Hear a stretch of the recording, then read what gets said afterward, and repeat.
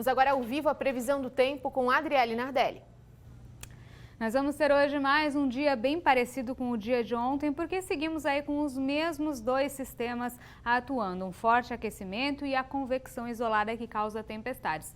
Para a região oeste, o sol deve predominar e o tempo deve ficar seco o dia inteiro, né? Não vai mudar muita coisa, mas quanto mais para o litoral, né, o restante do estado, durante a tarde pode ter novamente aquela possibilidade de chuva forte, acompanhada de temporais, né, enxurradas inclusive pontuais. O risco é maior para a região leste, né, quanto mais próximo ao oceano, pegando inclusive um pouco do Alto Vale no alerta da Defesa Civil, e o restante aí risco baixo, mas pode acontecer também. Então aqui para o Alto Vale fica esse alerta, a possibilidade para hoje de temporais e chuva potencialmente volumosa. Nós teremos pouca mudança nessa semana aqui pelo estado, né? Seguiremos sempre com calor e sol predominando.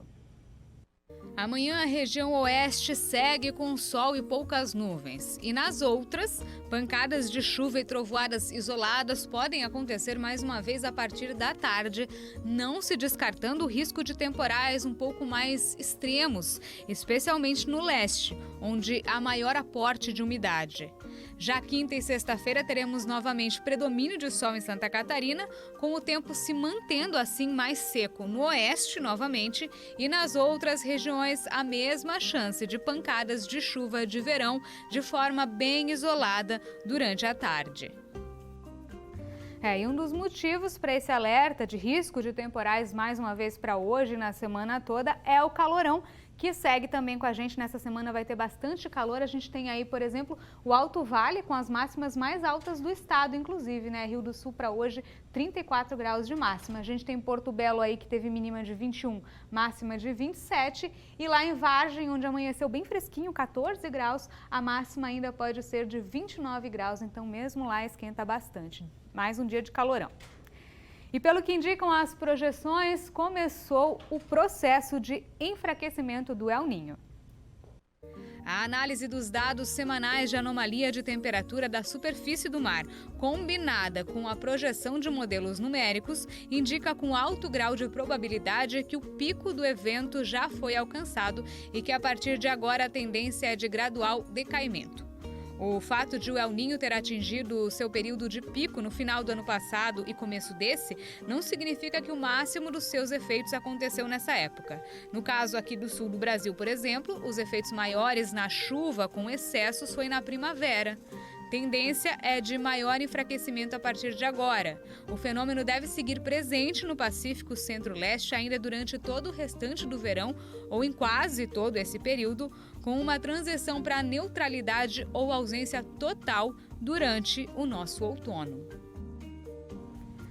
Por que isso é uma boa notícia? Porque todo mundo lembra, né, que o que causou toda essa anomalia de chuvas acima da média, todas as enchentes do ano passado, tudo aquilo era por conta do El Niño. Então, com o El Niño enfraquecendo, a gente tem uma tendência a não ter mais eventos tão extremos pela frente. No começo se falava da possibilidade de ele ter o pico no verão e continuar durante todo o outono. Agora já se fala que o pico passou e que a gente começou o processo de enfraquecimento e ele já não deve mais estar atuando por aqui no outono. Então, deve ser uma temporada menos chuvosa de outono nesse ano, ainda bem, né? Bagunçou nosso clima lá desde setembro do ano passado. Exatamente. A gente lembra que choveu bastante e aí continuou outubro, novembro, dezembro, inclusive janeiro está um pouquinho acima da média até agora, né? Exatamente, né? Aqui pra gente não choveu tanto, mas, por exemplo, o litoral teve pontos bastante chuva. No litoral norte que choveu muito nesses últimos tempos, né? Então, bastante chuva ainda, e ainda é resquícios do El Niño, que também deixa o tempo mais quente. Isso também é uma questão que está associada ao El Niño, né? Esse calorão que a gente tem também está associado a ele. Então, com o enfraquecimento do El Niño a partir de agora, é claro que de forma gradativa, mas a gente vai tendo a diminuição desses riscos de eventos mais extremos daqui pra frente. Que bom, hein? Chega de El Niño, então. Tava todo mundo querendo que ele fosse embora. Tchau.